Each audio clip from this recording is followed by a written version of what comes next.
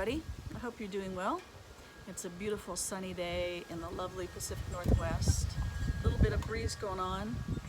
This is my favorite time of year. Sun during the day, cool at night. Today I thought I'd share with you a little bit about my skirt journey, the journey of recycled sari skirts. When I started, it was all about color, it was all about pattern. And then I realized there's a large number of fabrics out there. And I found myself getting drawn towards one particular fabric.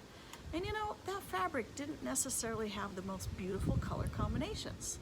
But when I felt it, it's like, oh, yeah, okay, so maybe I do like this color combination a little better.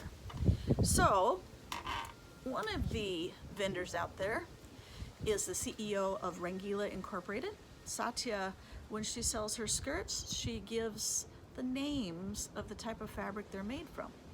One of the fabrics that always sold out so fast is called rubber silk. And I finally got an opportunity to buy a skirt from her. That's the skirt I'm wearing today. It's a mini. It's rubber silk on the top. It is a lovely Poonam underneath. And so finally, I had the answer to what I was looking for as far as what is this fabulous kind of soft silk that I want to identify. So now I know it's rubber silk. So for you folks out there, I bet you already have some rubber silk in your closet. If you do, you'll know exactly what I'm talking about.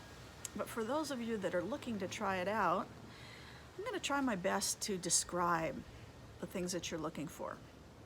Rubber silk isn't always the most flashy, colorful colors.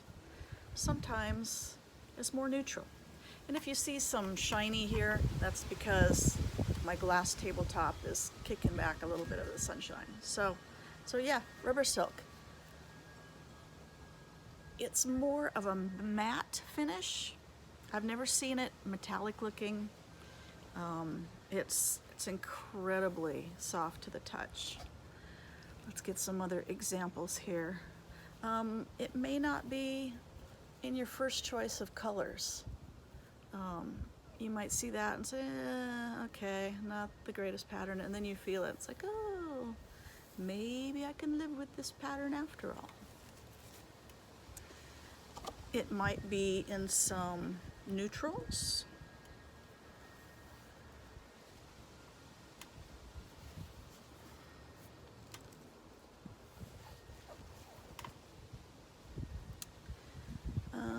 Here's a good example.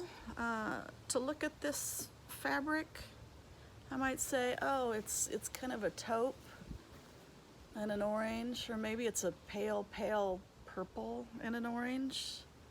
It's like, okay, yeah, not something I go crazy about. And then you feel it. It's like, okay, so maybe I changed my mind. Maybe this is just a lovely color combination.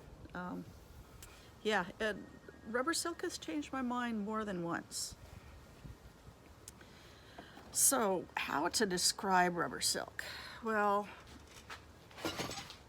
first of all, it's soft. This is the kind of fabric that if you're watching TV, just kind of your hand gravitates to it. That's how I discovered it. It's like, what is it about this fabric? Again, not shiny.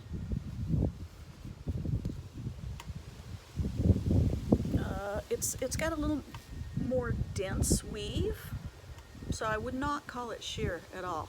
Not sheer. Here's a good example. Here's a lovely soft Poonam.